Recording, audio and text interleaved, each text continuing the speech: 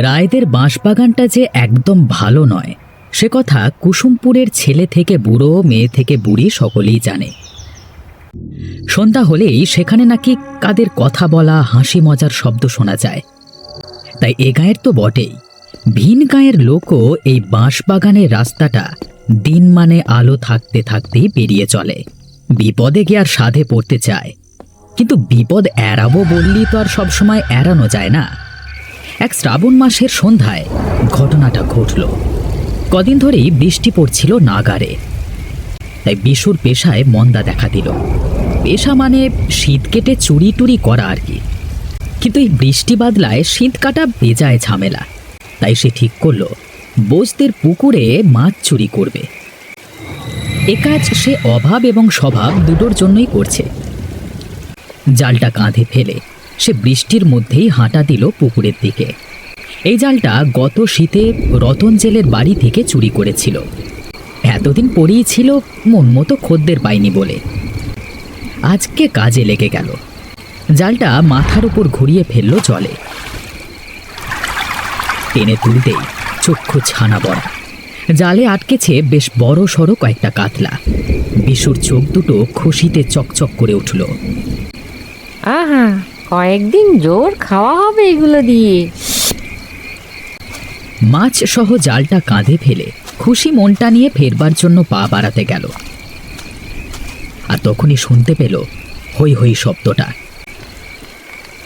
বৃষ্টিতে দৃষ্টি চলছে না ভালো করে, কিন্তু তবুও অস্পষ্ট দেখতে পেল বেশ কয়েকজন ছুটে আসছে লাঠি নিয়ে তার দিকেই। বিশু দৌড় দিল। লোকগুলো একই রকম চিৎকার করতে করতে তাড়া করছে তাকে।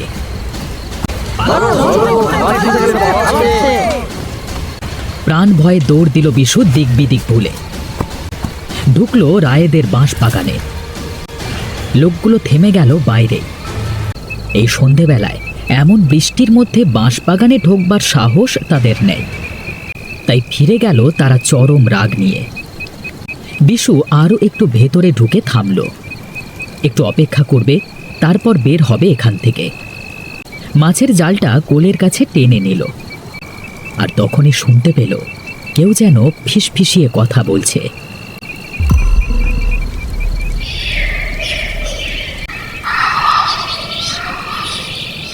বিশুর বুকটা কেঁপে উঠল ভয়ে।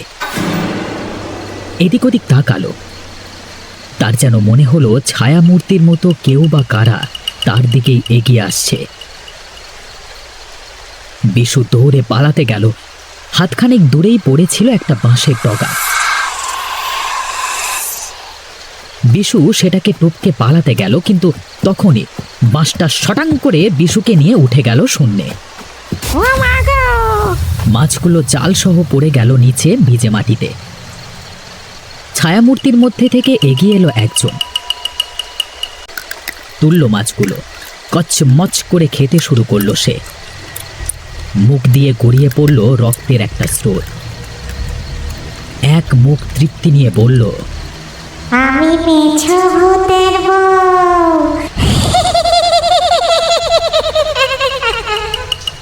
এরপর কেটে গেল বেশ কয়েকটা দিন। বাঁশবাগানে বাঁশ কাটতে গিয়েছিল কালুডোম। বিশুর দেহটা সেই উদ্ধার করল। একটা বাঁশ গাছের ডগে ঝুলছিল সেটা। এই বাঁশবাগান নিয়ে মানুষের মনে ভয় তো ছিলই, এখন যেন সে ভয় আরও বেড়ে গেল। কেউ আর ওই বাঁশবাগানের ধারে পাশে যেত না। কিন্তু একদিন ঘটল এক ঘটনা। নবীন জেলে তার বউকে নিয়ে মেয়ের বাড়ি থেকে ফিরছিল। মেয়ে অনেক জিনিসপত্রের সাথে দিয়েছে এক টিফিন কৌটো ভাজা মাছ। অনেকটা পথ হেঁটে ফিরতে হবে, তাই সে বউকে তাড়া দিল। আরে একটু তাড়াতাড়ি চলো, সন্ধে হয়ে এলো তো। দুজনেই জোরে হাঁটা দিল। কিন্তু যখন রায়েদের বাঁশবাগানের সামনে এলো, সন্ধে গড়াতে শুরু করেছে। সন্ধে যে নেমে এলো, কি করবে? এই বাঁশবাগানের ভেতর দিয়ে যাওয়াটা কি ঠিক হবে? সঙ্গে আবার এক ডাব্বা ভাজা মাছও আছে। আচ্ছা শোনো না, এক কাজ করা যাক, তুমি বরং ওই টিফিন ডাব্বাটা আমাকে দিয়ে দাও। নবীন কাঁধ থেকে ব্যাগটা নামালো, বের করলো টিফিন কৌটোটা। এই যে, নিয়ে নাও। নবীনের বউ কৌটোটা থেকে ভাজা মাছগুলো ঢাললো নিজের আঁচলে। শুধু একটা ভাজা মাছ রাখলো কৌটোয়। তারপর আঁচলটা এমনভাবে কোমরে জড়িয়ে নিল যে বাইরে থেকে কিছুই বোঝা যাবে না। কৌটোটা হাতে ঝুলিয়ে নিল। চলো তাড়াতাড়ি চলো। নবীন হাঁটা দিল। বাঁশবাগানের ভেতর ঢুকে একটু থামলো সে। কি হলো, আবার ওখানে দাঁড়িয়ে পড়লে কেন? তুমি কোনো আওয়াজ শুনতে পাচ্ছ কি? বাঁশবাগানের ভেতর থেকে শেয়ালের ডাক ভেসে এলো বেশ কয়েকবার। আরে ও তো শিয়ালের আওয়াজ, চলো তাড়াতাড়ি। নবীন কিছু বলতে গিয়েও থেমে গেল, হাঁটা দিল আবার। একটু পরেই হাতখানেক দূর থেকে একটা গলা ভেসে এলো। দাঁড়াও না, আমিও যাব তোমাদের সাথে। নবীন আর তার বউ দেখল একটা মাঝবয়সী লোক বাঁশবাগানের আড়াল থেকে বেরিয়ে আসছে। কে তুমি? ভর সন্ধ্যায় এখানে কি করছো? আমি যদুনাথ, তোমাদের জন্যই অপেক্ষা করছিলাম। আমাদের জন্য অপেক্ষা? তুমি কি করে জানলে যে আমরা এখান দিয়ে যাব? তোমাদের জন্য নয়, একলা এই বাঁশ বাগান পার হতে ভয় লাগে, সেই জন্যই। ভয়? কিসের ভয়? সবাই বলে এই বাঁশ বাগানটায় মেছো ভূত আর তার বউ থাকে। মানে, আচ্ছা চলো আমাদের সাথে চলো। নবীন আর তার বউ পা বাড়ালো, যদুও চলল তাদের সাথে। আমি ভাজা মাছের গন্ধ পাচ্ছি। আমার বউ মাছ খেতে খুব ভালোবাসে, দু একটা পেলে খুবই ভালো হতো। আমাদের কাছে বেশি নেই, একটাই আছে। যদুর চোখ দুটো যেন লোভে চকচক করে উঠল। কই, দাও না, দাও দাও। নবীনের বউ টিফিন কৌটোটা বাড়াতেই যদু প্রায় ছিনিয়ে নিল। খুলল কৌটোর ঢাকনা। আহ, কি সুন্দর গন্ধ! তোমাদের কাছে আরো আছে? না, আর একটাও নেই। তুমি কি জন্য দাঁড়িয়ে আছো? চলো শিগগিরই। দুজনেই পা বাড়াতে গেল, কিন্তু ঠিক তখনই পাশের বাঁশঝোপের আড়াল থেকে বেরিয়ে এলো ঘোমটা পরা এক মহিলা। নবীন চিৎকার করে উঠল। আরে পালাও, আমরা মেছো ভূতের খপ্পরে পড়েছি। দৌড় দিল দুজনে। পেছনে ছুটে আসছে সেই ঘোমটা পরা মহিলা। যেও না, আমাকে মাছগুলো দিয়ে দাও, দিয়ে দাও না, দিয়ে যাও না, দিয়ে যাও। কিছুটা যেতেই তারা আটকে গেল। ভয়ঙ্কর এক ঘূর্ণি উঠল তাদের সামনে। কালো ধোঁয়ার মতো ঘূর্ণিটা ঘিরে ধরল তাদের। আরে তুমি ঠিক আছো তো? কোনো উত্তর এলো না। কি হলো? তুমি কোনো কথা বলছো না কেন? এবারেও কোনো উত্তর এলো না। নবীন ঘূর্ণির মধ্যে পড়েও চেষ্টা করলো তার বউকে খুঁজতে, কিন্তু কালো ধোঁয়ার মধ্যে দেখতে পেল না কাউকেই। একটু পরে থামলো ঘূর্ণি। নবীন থিতু করল নিজেকে। কানে এলো চাপা একটা গোঙানির শব্দ। উহ, নবীন নে দেখা। দেখলো বেশ কিছুটা দূরে পড়ে আছে তার বউ। ছুটে গেল নবীন, ঝাঁকুনি দিল তাকে। এক মুহূর্তের জন্য নবীনের কেমন একটা অনুভূতি হলো। আরে কি হলো তোমার? নবীনের বউ একটু একটু করে চোখ খুলল। নবীনের দিকে সে কেমন একটা দৃষ্টি নিয়ে তাকালো। উঠে দাঁড়ালো সে। তারপর কোনো উত্তর না দিয়েই হাঁটা দিল সামনের দিকে। নবীনও ব্যাগটা আবার কাঁধে তুলে নিঃশব্দে অথচ দ্রুত পায়ে এগিয়ে চলল। কিন্তু নবীন যদি পেছনে ফিরে তাকাতো তাহলে দেখতে পেত যেখানে তার বউ পড়েছিল সেখানে এখন পড়ে আছে অনেকগুলো মাছের কাঁটা। এরপর দুদিন কেটে গেল। নবীনের বউ সারা দিন শুয়ে থাকে। বাড়ির কাজ তেমন কিছু করে না, খেতেও চায় না কিছু। তবে মাছ রান্না হলে খাবার জন্য ছটফট করে। ব্যাপারটা বেশ সন্দেহের। নবীনও খেয়াল করল বিষয়টা। সন্দেহটা যে সত্যি তার প্রমাণ পেল একদিন রাতে। রাতে বিছানায় ঘুমিয়েছিল নবীন। হঠাৎ কানে এলো কড়মড় করে কিছু একটা চিবিয়ে খাওয়ার শব্দ। চমকে বিছানায় উঠে বসল। দেখল তার বউ বিছানায় নেই। বুকটা ঢিপ ঢিপ করে উঠল নবীনের। কান পেতে শুনতে চাইল শব্দটা ঠিক কোন দিক থেকে আসছে। দ্রুত নামলো বিছানা থেকে, এগিয়ে গেল রান্নাঘরের দিকে। রান্নাঘরের দরজা আধ ভেজা। জানালা দিয়ে খালি চাঁদের আলো এসে পড়েছে মেঝেতে। সেই আলোয় নবীন যা দেখল তাতে বুকের রক্ত হিম হয়ে গেল। মেঝেতে পা মিলে বসে আছে এক মহিলা। সামনে পড়ে আছে মাছের কাঁটা। মহিলা কড়মড় করে চিবিয়ে চলেছে ভাজা মাছ। এটা আমার বউ নয়, এটা আমার বউ নয়, মেছো ভূতের বউ। এক মুহূর্ত ভাবল নবীন। তারপর নিঃশব্দে ফিরে এলো বিছানায়। জেগে শুয়ে রইল সে। বউ ফিরল একটু পরে। কোথায় গেছিলে? কলতলায়। নবীনের বউ শুয়ে পড়ল। নবীন শুধু জেগে রইল এক বুক ভয় নিয়ে। পরের দিন সকাল হবার আগেই নবীন বেরিয়ে গেল জাল কাঁধে নিয়ে মাছ ধরতে। কিন্তু মাছ ধরায় মন দিতে পারল না। চোখের সামনে শুধু ভাসছে এক মহিলার পা মেলে বসে কড়মড় করে মাছ চিবিয়ে খাওয়ার দৃশ্য। হাটে মাছ বিক্রি করছিল কিছুটা আনমনে। তখনই দেখতে পেল ভবানী ওঝাকে। ভবানী তখন কিছু জড়িবুটি কিনছিল হাটে। নবীন ছুটে গিয়ে তাকে ধরল। খুড়ো, খুড়ো, বড্ড বিপদে পড়েছি। কেন রে, তোর সাথে আবার কি হলো? নবীন সমস্ত কিছু খুলে বলল। সব শুনে ভবানী বলল, ঠিক আছে, আমি তোকে একটা জিনিস দিচ্ছি। এটাকে তোর বউয়ের বালিশের তলায় লুকিয়ে রেখে দিস। কি হয় জানাস আমাকে, বাকি উপায় আমি বলে দেব। ভবানী একটা ছোট্ট পুঁটুলি দিল। নবীন সেটা নিয়ে কোনো রকমে মাছগুলো বিক্রি করে ফিরল ঘরে। ঘরে ঢুকে এগিয়ে গেল রান্না চালার দিকে। নবীনের বউ তখন রান্না করতে বসেছিল। ওগো শুনছো, এই মাছগুলোকে বেশ কড়কড়ে করে ঝাল দিয়ে রান্না করো। মাছগুলো দিয়ে হাত পা ধুয়ে নবীন ঢুকলো ঘরে। চুপি চুপি পুঁটুলিটা তোশকের তলায় রেখে দিল। দুপুরে খাওয়া দাওয়ার পর নবীন বিছানায় এসে শুয়ে পড়ল। বউ শুতে এলো একটু পরে। কিন্তু বিছানায় পিঠ দিয়েছে কি দেয়নি, অমনি লাফিয়ে উঠল সে। আহ বাবা গো, কি হলো? কেমন একটা অদ্ভুত লাগছে।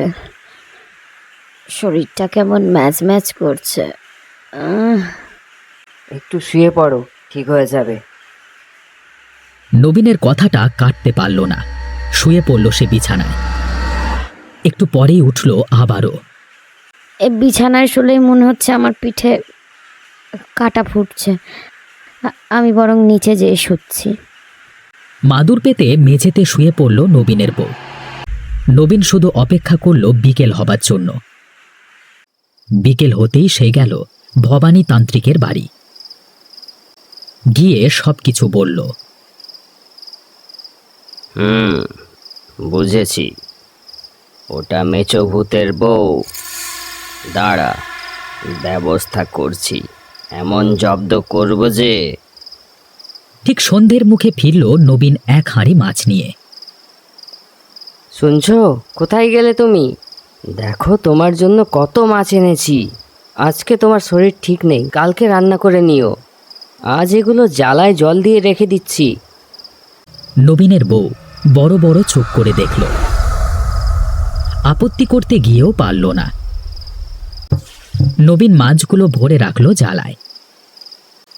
রাত তখন বেশ অনেকটাই। নবীন ঘুমাবার ভান করে শুয়ে রইল। নবীনের বউ উঠল, বেরিয়ে গেল ঘর থেকে। নবীনও উঠল,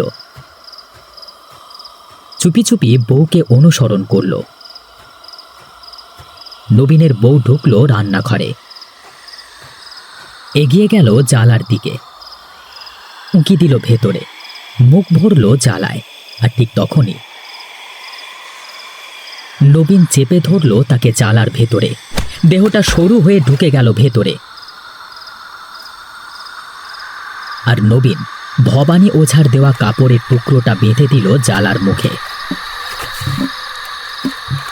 জালাটা নড়ে উঠল প্রবল বেগে।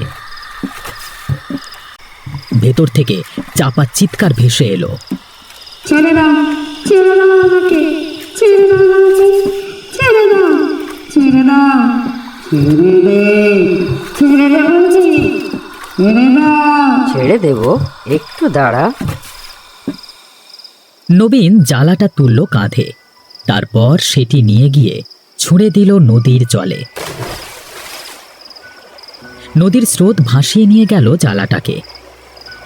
আরও একটু পরে জলে ডুবে গেল সেটা। নবীন নদীর চরে বসেছিল বেশ অনেকটা সময় ধরে। সন্ধে গড়াতে শুরু করেছে। একটু আগেই সে মেছো ভূতের বউকে জ্বালায় ভরে ফেলে দিয়েছে নদীর জলে। আর তখনই মনের মধ্যে ধাক্কা দিয়েছে কথাটা, তার সত্যিকারের বউ তো এটা ছিল না, তাহলে তার বউ কোথায়? ভাবনাটা দানা বাঁধবার আগেই কেউ পেছন থেকে তাকে ডাক দিল, বাবা, বাবা, মাকে বাগানে ফেলে এলে কেন? চকিতে ঘুরল নবীন। তবে কি তার বড় মেয়ে বাপের বাড়ি এসেছে? বাড়িতে বাবাকে দেখতে না পেয়ে খুঁজতে খুঁজতে চলে এসেছে সেখানে। কিন্তু পর মুহূর্তেই মনে হলো এটা বড় মেয়ে নয়, এটা তার ছোট মেয়ে রুনুর গলা। কিন্তু পেছনে ঘুরে কাউকেই দেখতে পেল না সে। রুনু, রুনু। নদীর চরে শুধুই শূন্যতা, সেখানে নেই কেউই। নিজের মনেই মাথা নাড়ল নবীন। একদলা কষ্ট যেন বুঝিয়ে দিল নবীনের গলা। না না, রুনু এখানে কি করে আসবে? সে তো অনেক বছর আগেই। ভারী একটা মন নিয়ে ফিরে এলো সে ঘরে। রাতে আর খাওয়া দাওয়া কিছুই করলো না, কিছুই ভালো লাগছে না তার। শুয়ে থাকতে থাকতে কখন চোখ লেগে গেল, আর তখনই ঘটনাটা ঘটল। নবীন আর তার বউ শুয়েছিল বিছানায়। ঠিক তাদের দুজনের মাঝখানে শুয়েছিল তাদের ছোট মেয়ে রুনু। রুনুর বয়স এখন 10। একটু বেশি বয়সের সন্তান বলে হয়তো এতটা রুগ্ন। আর রুগ্ন বলেই সবসময় কেমন একটা আতঙ্কে থাকে তারা। নবীন আর তার বউ এই মুহূর্তে ডুবে আছে গভীর ঘুমে, কিন্তু রুনু ছটফট করছে বিছানায়। ও মা, আর সহ্য করতে পারছি না। ধর্মরিয়ে উঠে বসল নবীনের বউ, ঠেলা দিল রুনুকে। আরে আমার সোনা, কি হয়েছে মা তোর? এরকম কেন করছিস? খুব ব্যথা করছে মা। উঠে বসেছে নবীনও। রুনুর অবস্থা দেখে কপালে পড়েছে চিন্তার ভাঁজ। বড় বড় চোখ করে সে তাকালো তার বউয়ের দিকে, তারপর উঠে পড়ল। বাঁশের আলনা থেকে নিল জামাটা। রুনুকে তৈরি করে দাও, ওকে ভুবন খুড়োর কাছে নিয়ে যাব। কিন্তু এই মাঝরাতে কি করে? উনি কি দেখবেন? জানি না, চেষ্টা তো করতেই হবে। এইভাবে চোখের সামনে। নবীন কথা বাড়ালো না, রুনুকে তুলে নিল কোলে, তারপর বেরিয়ে গেল বাইরে। উঠোন থেকে নিল সাইকেলটা, রুনুকে বসালো সাইকেলে কোনো রকমে, তারপর ঝড়ের বেগে চালিয়ে দিল সাইকেলটা। নবীনের বউ শুধু পাথর হয়ে দাঁড়িয়ে রইল উঠোনে। নবীন সাইকেল চালিয়ে যখন ভুবন বদ্যির বাড়ির সামনে পৌঁছল, তখন রাত আরও খানিকটা গড়িয়ে গেছে। রুনুর শরীরের অবস্থা আরও খারাপ হয়েছে, যন্ত্রণায় যেন গুটিয়ে গেছে ছোট্ট মেয়েটা। কিন্তু নবীন দেখল ভুবন বদ্যির বাড়ির দরজায় তালা দেওয়া। নবীনের বুকে যেন হাতুড়ি পড়ল। এত দূর এসেও শেষ রক্ষা কি হলো না? বাবা, খুব কষ্ট হচ্ছে বাবা, আর সহ্য হচ্ছে না। একটু কষ্ট সহ্য করে নে মা, আমি অন্য কোনো বুদ্ধি দেখছি। নবীন সাইকেল নিয়ে এদিক ওদিক চষে ফেলল, কিন্তু এই গভীর রাতে তেমন কোনো সুরাহাই হলো না। নবীনের বুক যেন একটু একটু করে ফাঁকা ফাঁকা হয়ে যাচ্ছে। মেয়েকে সান্ত্বনা দেবার জন্য সে বলল, মা তুই ভয় পাস না, আমরা বাড়ি ফিরেই ওষুধের ঠিক ব্যবস্থা করে নেব। কিন্তু বাবা, এবার সত্যি আর সহ্য করতে পারছি না। নবীন প্রায় ঝড়ের বেগে চালিয়ে দিল সাইকেলটা। নিজের ঘরের কাছে যখন পৌঁছলো তখন রনু যেন কেমন নেতিয়ে পড়েছে। সাইকেলটা কোনো রকমে উঠোনে রেখে রনুকে কোলে তুলে নিয়ে ছুটল দাওয়া ধরে। রুনুর মা, কোথায় তুমি? রুনুর কি হয়েছে? ও এত নিস্তেজ হয়ে গেছে কেন? কোথাও ওষুধ পেলাম না, কোথাও না। রুনুর অবস্থা দেখে আঁতকে উঠল সে। একবার রুনুকে নিয়ে হারজির থানে যাবে? হারজিত থানে? হ্যাঁ, চলো না, এখনই বেরোই। চলো চলো, সময় খুব কম আমাদের হাতে। নবীন একটু ভাবল, একবার কি বড় মেয়ের বাড়িতে খবর দেবে, যদি তার জামাইয়ের সাথে যায়। পর মুহূর্তেই মত বদলালো, না, অত সময় তার হাতে নেই। নবীন তাই চোয়াল কঠিন করে বলল, তোমাকে যাওয়ার দরকার নেই, আমি নিয়ে যাব, রাস্তা একদম ভালো না। নবীনের বউ কথা বাড়ালো না, এখন তর্ক করবার সময়ও নয়। নবীন রুনুকে কাঁধে তুলে বের হলো। এক হাতে লাঠি, ফিকে চাঁদের আলোয় পথ চিনে এগিয়ে চলল নবীন। সে জানে তার হাতে সময় খুব কম, আর সেই সময় ফুরিয়ে যাবার আগেই তাকে পৌঁছতে হবে হারজির থানে। নবীন হাঁটার বেগ বাড়িয়ে দিল। রাতচরা পাখি ডাকছে, ভেসে আসছে সাপদের ডাক। সবকিছুকে উপেক্ষা করে এগিয়ে চলেছে নবীন। আরও কিছুটা এগোতেই পড়ল একটা নালা, বয়ে যাচ্ছে তীব্র বেগে জল। এই খালটা কিভাবে পার হব? এ ভগবান, দয়া করো। নবীনের চোখে পড়ল একটু দূরে একটা তাল গাছের গুঁড়ি, যেটা লম্বালম্বি পড়ে আছে নালার ওপর। দ্রুত সেদিকে গেল, পার হলো নালা। বাকি পথটা প্রায় ঝড়ের বেগে পার হয়ে উপস্থিত হলো হারজির থানে। একটা বড় ঝাঁকড়া গাছ, তার নিচে জ্বলছে অগ্নিকুণ্ড, আর অগ্নিকুণ্ডের উল্টো দিকে বসে আছে হারজির বাবা। নবীন কিছু বলবার আগেই বাবা বলল, মেয়েকে নিয়ে এসেছিস, কিন্তু তার তো যাত্রা শুরু হয়ে গেছে। নবীন ছুটে গিয়ে নামিয়ে দিল রুনুর দেহটা। দুহাত জড়ো করে বলল, দয়া করুন বাবা, এ আমার একমাত্র মেয়ে, এর প্রাণ বাঁচিয়ে নিন, দয়া করুন। বাবা চোখ খুলল, এক পলক দেখল রুনুকে। মুখের ভাবের পরিবর্তন হলো যেন।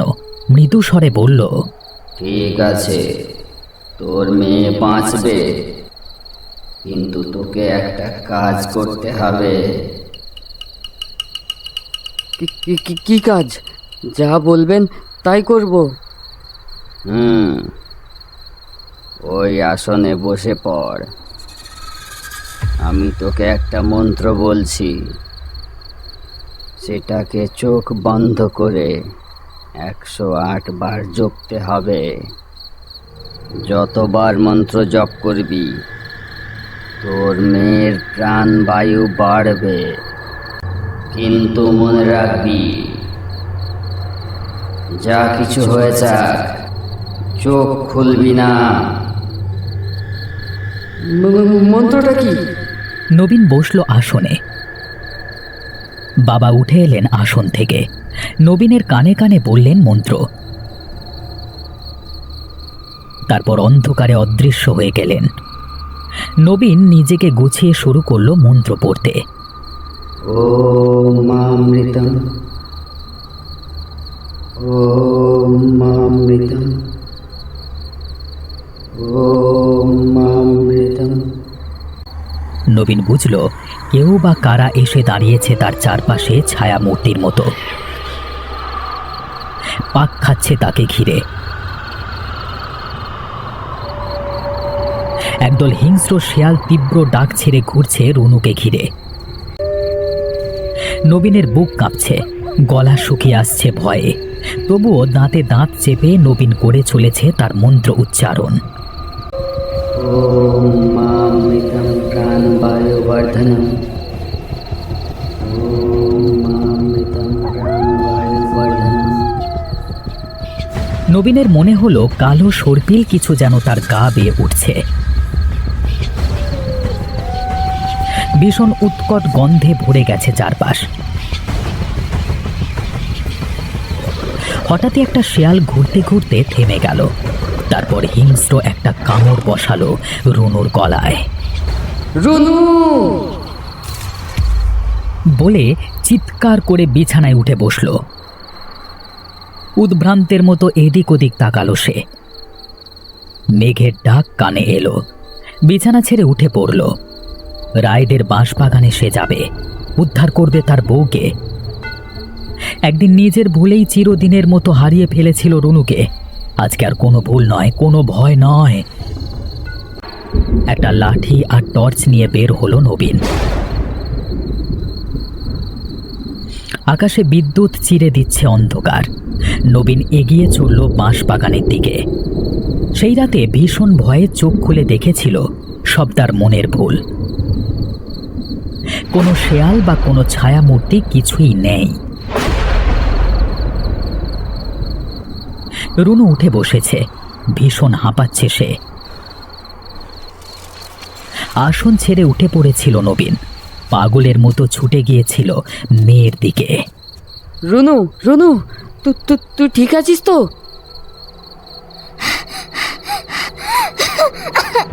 বাবা, বাবা, আমি। কথাটা শেষ করতে পারেনি রুনু। তার আগেই তার নিথর শরীরটা সশব্দে পড়ে গিয়েছিল মাটিতে। নবীন চিৎকার করে উঠেছিল, বাবা, বাবা, আপনি কোথায় গেলেন? বাবা, রুনু! না, কোনো উত্তর আসেনি। নবীন আরও কিছুক্ষণ পাথরের মূর্তির মতো বসেছিল। তারপর রুনুর নিথর দেহটা নিয়ে ফিরতে শুরু করেছিল ঘরের পথে। কর্কর শব্দে বাজ পড়ল আর নবীনের চিন্তার ঘোরটাও কেটে গেল সেই শব্দে। সে দেখল কিছুমাত্র দূরেই বাঁশবাগানটা, ঘন অন্ধকারে ঢেকে আছে সেটা। টর্চের আলো ফেলে এগিয়ে চলল নবীন সেই গাছটার দিকে, যেখানে মেছো ভূতের বউ কেড়ে নিয়েছিল মাছ। জঙ্গল থেকে ভেসে আসছে বিচিত্র সব শব্দ। শব্দগুলোই বুঝিয়ে দিচ্ছে সেগুলো মোটেই সুখকর নয়। কিন্তু আজকে নবীন ভয় পাবে না কিছুতেই। লাঠিটা শক্ত মুঠোয় ধরে সে এগিয়ে গেল গাছটার দিকে। খুঁজতে চাইল কোনো নিশানা যদি পাওয়া যায়। আর ঠিক তখনই ঘর ঘর গলাটা শোনা গেল।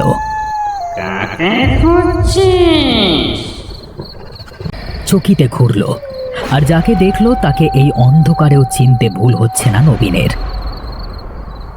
মেছো ভূত।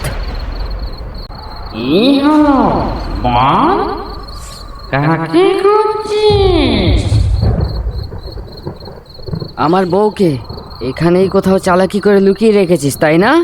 ওকে ছেড়ে দে। ছেড়ে দেব?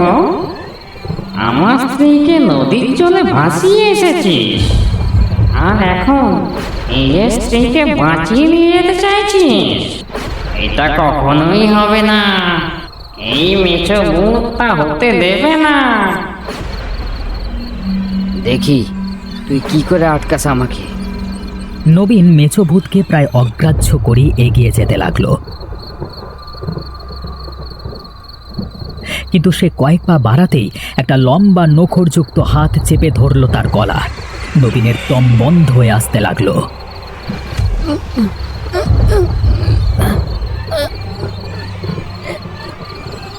হাত থেকে খসে পড়ে গেল লাঠি আর টর্চ। চোখ দুটো কোটর থেকে ঠিকরে বেরিয়ে এলো। তীব্র শব্দে বাজ পড়ল।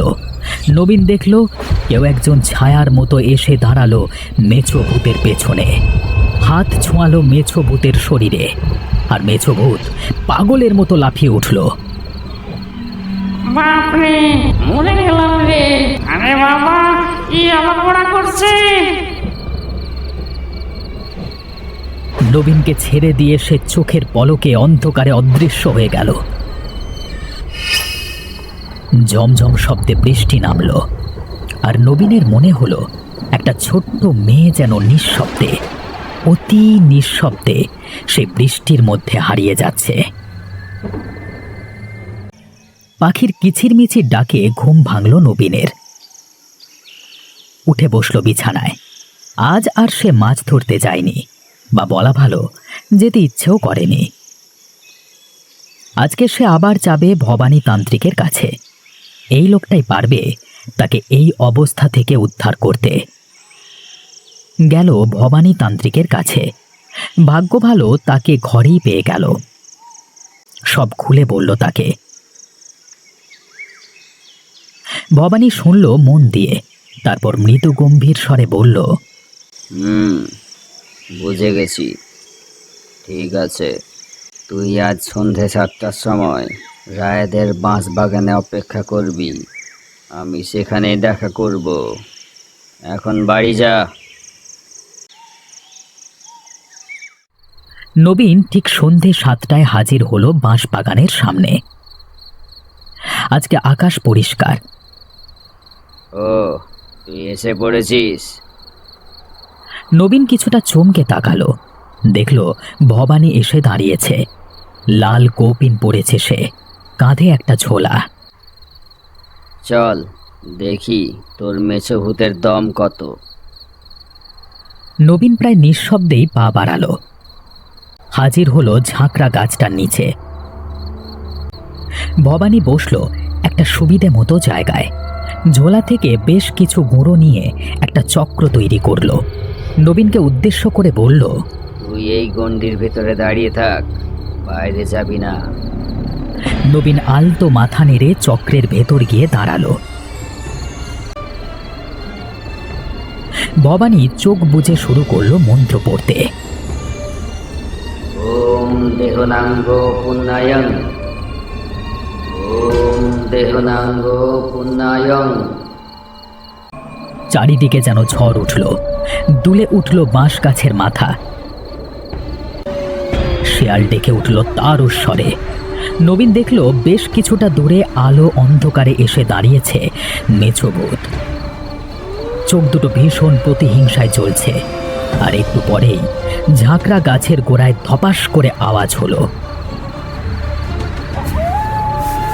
ভবানী গম্ভীর গলায় বলল, যা, তোর স্ত্রীকে উদ্ধার কর। তাকে গাছের কোটরে বন্দি করে রেখেছিল, ভয় পাবি না। নবীন উঠতে গিয়েও থেমে গেল। অদূরেই জ্বলছে মেছো ভূতের চোখ দুটো আগুনের ভাঁটার মতো। ভবানী হেসে উঠল। ভয় পাবি না, ও কিছুই করতে পারবে না। ও জানে কিছু করতে গেলেই ভবানীর ফাঁদে পড়ে যাবে। নবীন ধীর পায়ে এগিয়ে গেল শায়িত দেহটার দিকে। নাড়া দিল, রুনুর মা, চোখ খোলো, দেখো আমি তোমাকে ছাড়াতে এসেছি। নবীনের বউ আলতো চোখ খুলল, জড়ানো গলায় শুধু বলল, রুনু এসেছে। নবীনের বউয়ের সুস্থ হতে সময় লাগলো সপ্তাহখানেক। সেদিন সকালে বিছানায় বসেছিল নবীনের বউ। রুনু ওখানে ছিল, বিশ্বাস করো। বিগত কয়েকদিন ধরেই সে শুধু এই কথাটাই বলে চলেছে। মেজাজ হারিয়ে ফেলল নবীন।